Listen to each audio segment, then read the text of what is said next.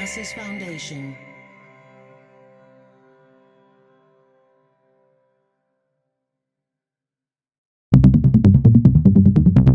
Dublab.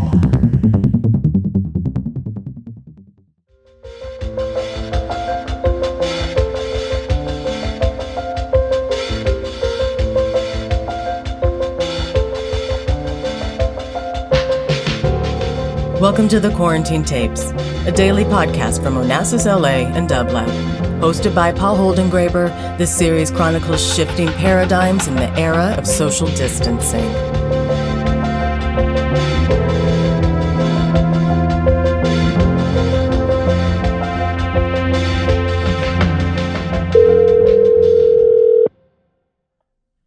Hey, Paul. Hello, Steve. I am so happy to have you on this call. I'm speaking with Steve Earle on the Quarantine Tapes. It's really a pleasure. I can't even remember when I saw you last, except that I remember a fantastic concert in New York at Town Hall. Yeah. Oh, that was so good. Yeah, it's probably the benefit for my son's school. We do that at Town Hall every year, and that's still going on every December. I've got a little boy that has autism, and he goes to a school called the Keswell School.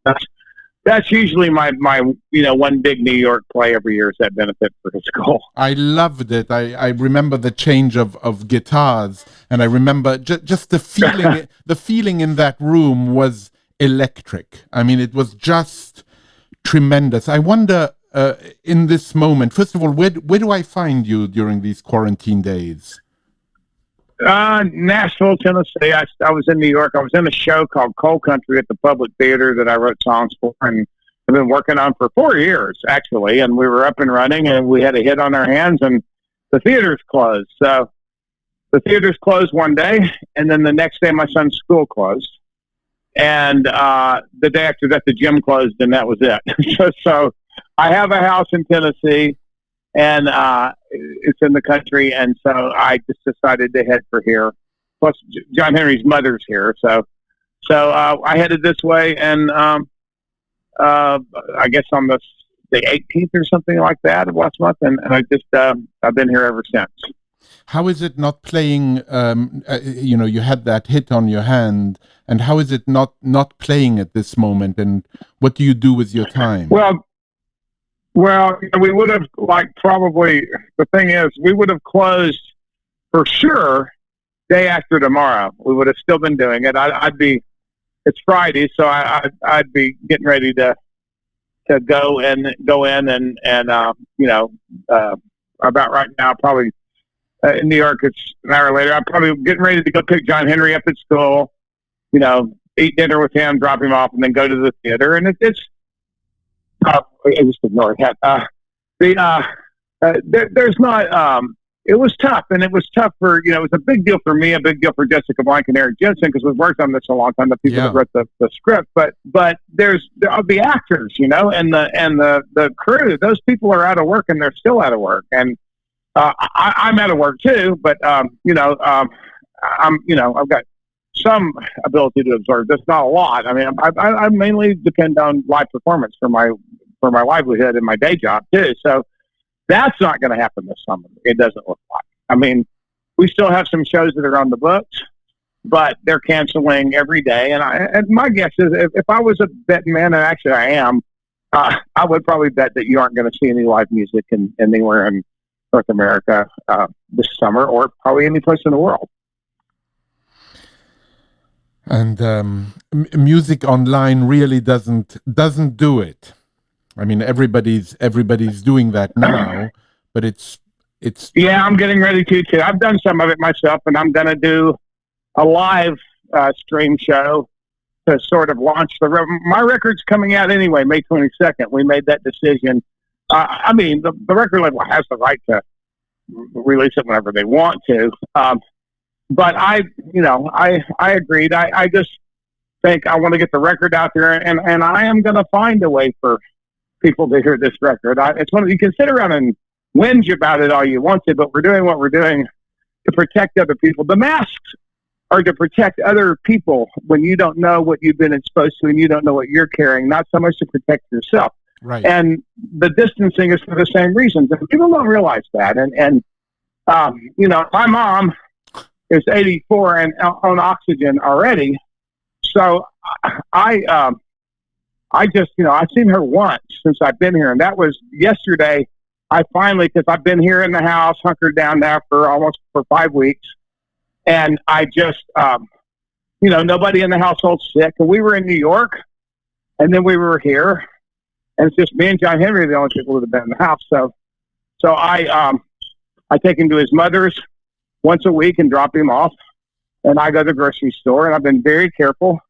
A lot of hand washing and a lot of masks and whatever scientists have told me is the thing to do. And I try not to think of it. Real scientists. Right. Yeah. I just kind of like the internet is probably the most unsanitary place that you can be right now in the midst of a pandemic. I think. I know what you're saying. Yeah, well, it's just when people are terrified, and I heard Bill Maher the other night, and kind of going off a little bit on the media about creating too much panic. I think this is a very serious thing, and we need to pay attention. But there is other news. There is. It's time. It's not time to open the state Georgia up, which they did today. Tennessee's getting ready to open up, so I may make a decision. It's safer to go back to New York. We'll see. But it's because New York's going to stay closed for a while. But the way we talk about it and the information that's out there it's a little scary. I know people that believe that if they walk outside, that it's out there floating in the air and it will get them if they go outside. And that's just downright unhealthy. You can go for a walk. You can go, especially if you live someplace where there's any space at all. It's harder in New York. I've got a friend that lives in Queens she's at the epicenter. And she has not left her apartment in 5 weeks. And friends have had to take her food because she won't go outside because she's terrified. And, the truth is, what this is a virus. It's not the flu because it's something that nobody has any immunity to. So it is different. But we will become immune to this, and there will be a vaccine. This is not the end of the world. We will get through it. And we'll get through it together, whether we get along or not. So probably ought to try to get along in the process if we can. Georgia is very worrisome in so many ways, partly because it really makes you understand that we're not all equal. And the people of Georgia who now have the liberty, as it were, of going out, there may be real racial reasons for all of this, which are tremendously troubling, I must say. Well, there's a lot that's troubling about it. I mean, the fact of the matter is, just like anything else, people of means are not going to have any trouble getting into a hospital and getting treated. No one that has money's had any trouble getting a test. That's the truth. Frightening. You were saying that you might go back to New York, where you and I met. I mean, I will never ever forget that dinner we had together, Steve, where we spoke about Studs Turkel. Do you remember? Oh yeah, because Studs, it was, a friend of mine, Tony Fitzpatrick, who's the artist that does all my album covers, is how I met Studs, and it was an honor. It was a big deal. So I'd read everything he'd ever written, and I'd listened to his radio program, and then, Studs was one of the greatest interviewers that ever lived, and that's what he did. And Tony used to have these dinner parties, cookouts, basically, for me. Whenever I played in Chicago, he refused to understand that I didn't want to eat a steak bigger than my head before I went on stage every night. And he kept doing it, so I just go and pretend to be eating, and I really wasn't. And there'd be 150 people in the house. I'd be hoarse by the time I got on stage, but there was no way to convince him not to do it for years and years. And this one party, the theme was Steve Earle's in town, and Steve Earle meets Studs Turkel. That was the whole theme at the party. So I get there, and there's already at least 50 people in the house, out in the yard. Tony's out there cooking when I get there, and then he comes in, and Studs has already been ensconced in a chair in the living room. And, as everybody comes in, he introduces them, and most of them just kiss the ring and move on. I got sat in a chair right next to Studs, and I had no choice in that matter. Tony sat me down in the chair. Steve, this is Studs. This is, Studs, this is Steve. He goes, oh, I heard about you. And he starts talking, and I realized I'm being interviewed by Studs Turkel. That's because that's what he does. And I thought, well, what an honor. And I didn't think I was anywhere near important enough to be interviewed by Studs Turkel. And we're going through the whole thing, and everybody that comes to the door has to stop and kiss the ring, just say hi to Studs and then move on. Tony introduces them to everybody. So we get interrupted several times. And after one interruption, somebody says, he looks up at the person he's meeting because he's, well into his 80s by that time and sitting in the chair. And he goes, he'd look up at him and shake their hand and kind of pat their hand with the women's hands. And he'd say, nice to meet you. Good to see you. And then he'd turn back to me and say, so then you went to Yale. Studs was very hard of hearing by this time. And Tony goes, jail, Studs, jail. So, I mean, I would never forget. I told that. Yeah, go ahead. Yeah, I told that story at Studs Memorial in New York City. I spoke at the New York Memorial, and I told that story there, and it kind of brought down the house. Well, it's so I never ever have I've dined out on it so many times. I love that story. You're telling him, he's telling you. So you went to Yale, and you say no, jail. Yeah. And I remember, I remember when Tim Robbins interviewed Studs Turkel at LACMA here in Los Angeles.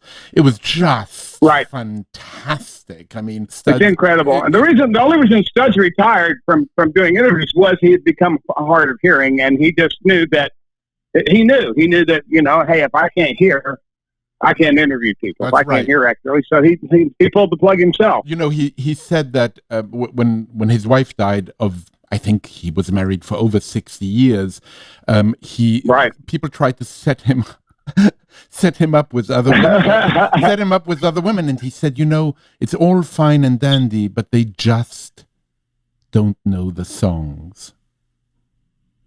Right. Gotcha. That's pretty amazing. Yeah, right there. It is that's what it's about. It's all about the songs.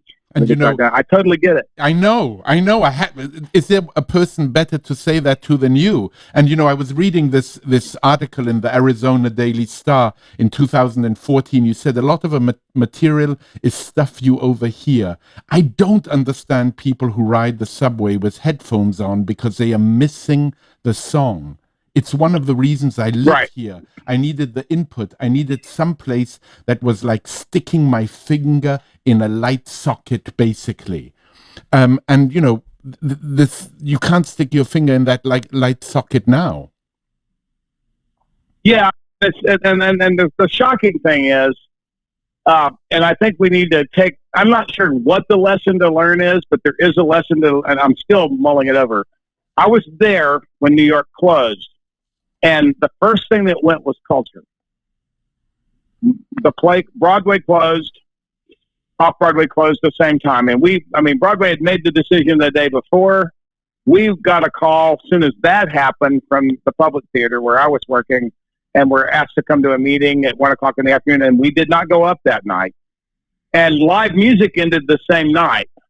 So suddenly, in the United States, it's different in other places, but there's nothing like the amount of theater that happens every night in New York City, anywhere in the world, including London. There's a lot of shows in London, but it's nowhere near the volume of live theater that's happening in New York City. And you go to most major cities on a given night, there is zero live theater happening in those cities in the United States. On a given night. There are touring companies, there are local theater companies, and there are some places where there's more than others. Chicago pretty much always has theater going on, but it's one of two or three places.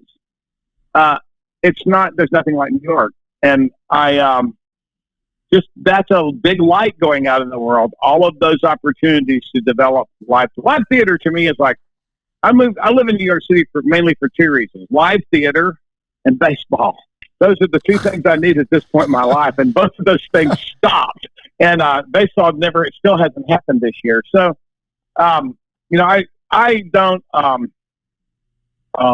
you know, live theater is really important to me. It's like I kind of grew up with it because my grandmother was the costumer in the drama department of a small college in Northeast Texas, and I took drama. Drama's the only class I didn't get kicked out of in high school. And my drama teacher in high school, Vernon Carroll, gave me the first copy of the freewheeling Bob Dylan I ever had, because my first Bob record would have been Highway 61 just because of my age, you know, the first one I got and bought and listened to. And then all that earlier stuff, that was Vernon Carroll, my drama teacher, that turned me onto that. How incredible! How incredible that the drama big teacher, deal to me. Yeah, the drama teacher taught you, in a sense, to listen to the lyrics and the music so carefully, and Bob Dylan in particular. And I know that you, in part, you consider yourself a musicologist.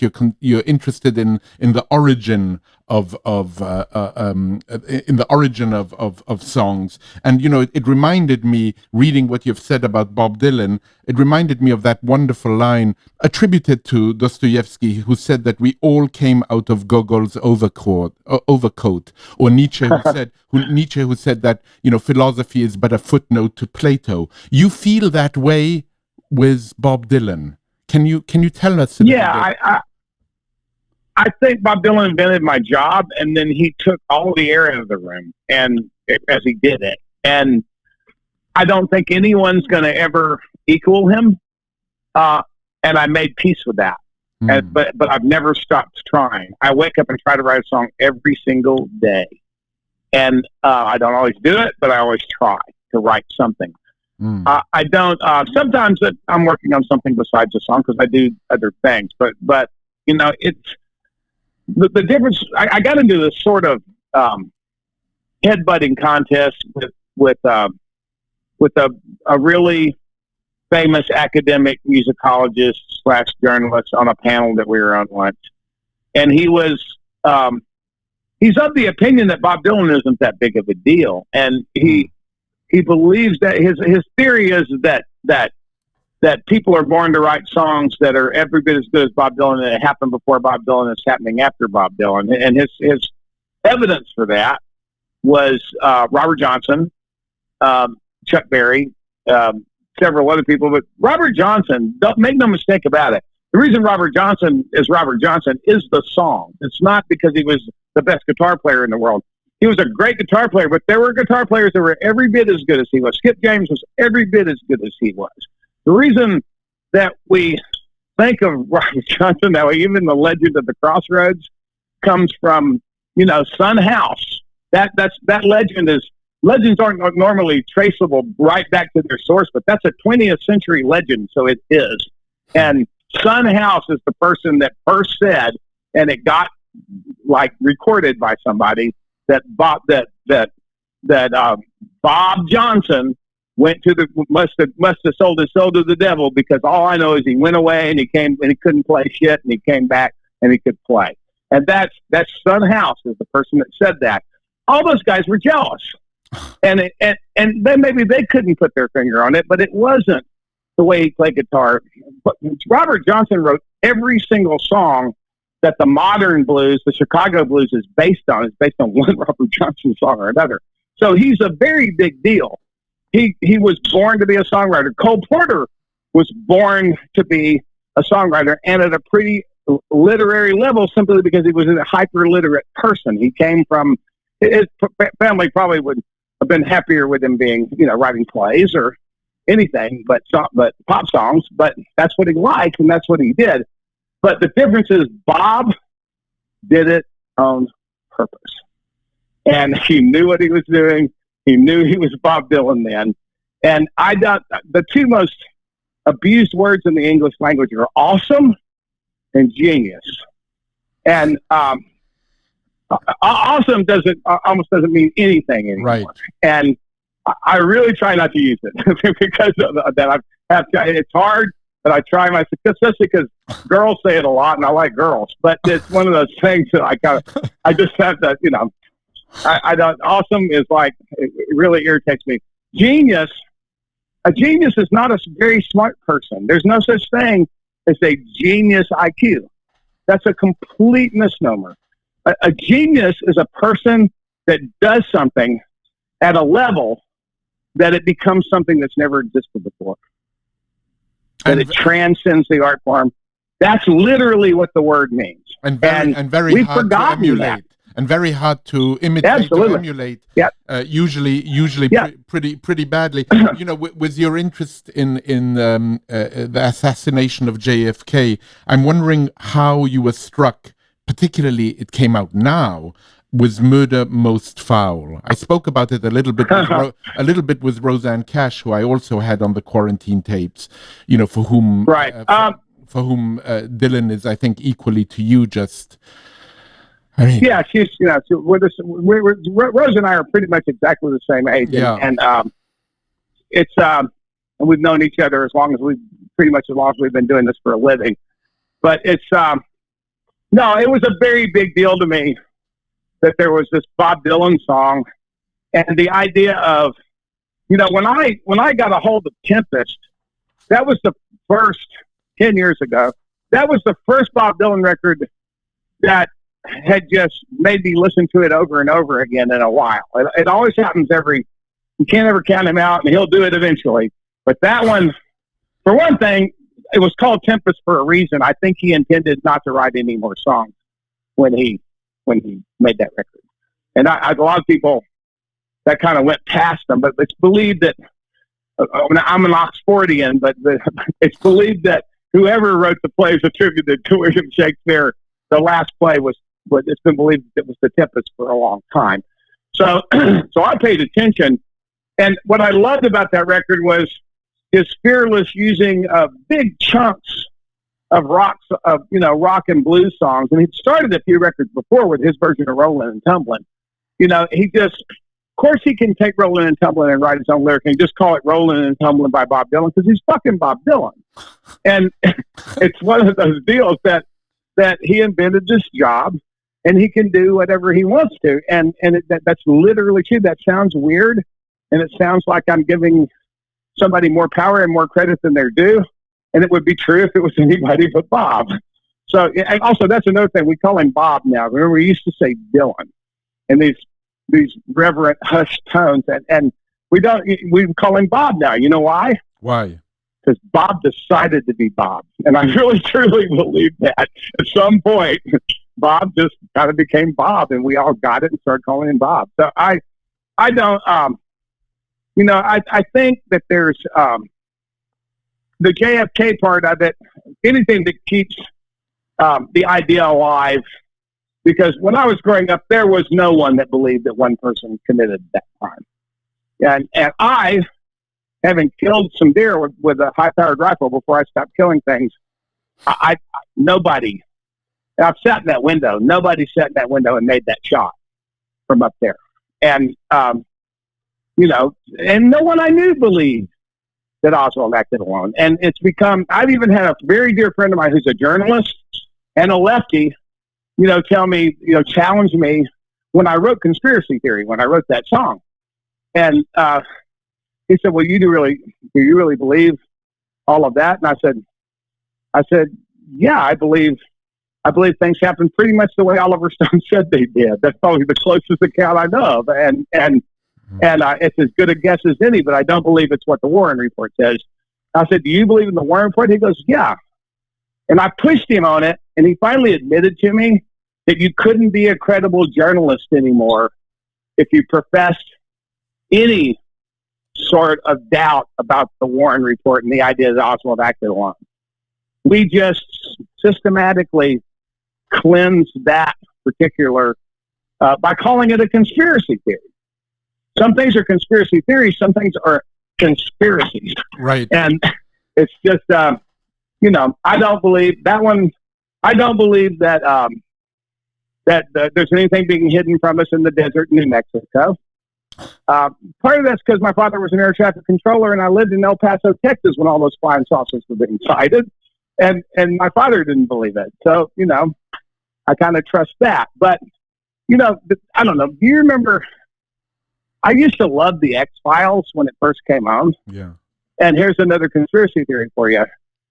I think the X-Files the idea of taking the idea of a government conspiracy that is deep, and of course in this case it was the UFO thing, but which I don't think they're hiding anything from us out there, but that's my belief.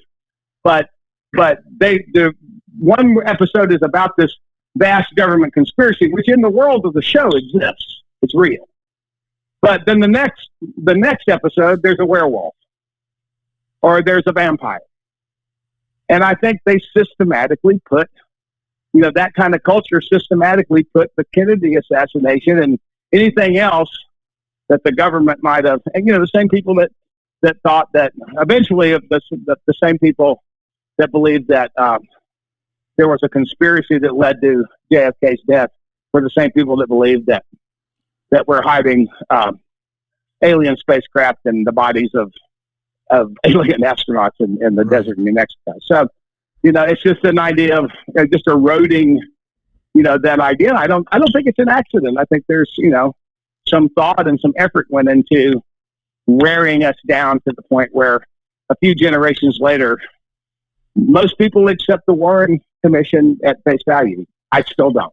Stephen, in closing, you mentioned in passing very quickly Shakespeare and the Tempest, and recently you sang a Shakespeare sonnet, Sonnet 29. I did.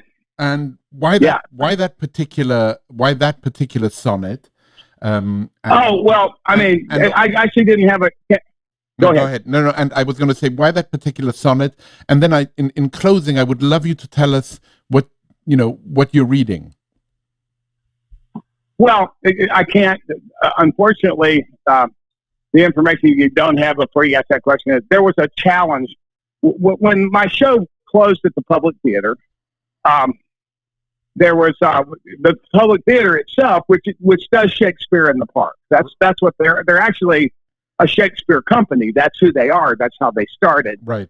And they basically everything closed, and now we found out yesterday Shakespeare in the Park will not happen in New York City for the first time in a long time, and that's going to be more heartbreaking to Oscar and all the people at the Public Theater than anything else, and because that's their primary mission. And but once we closed, just the public trying to come up with stuff to just sort of keep people going and having to have a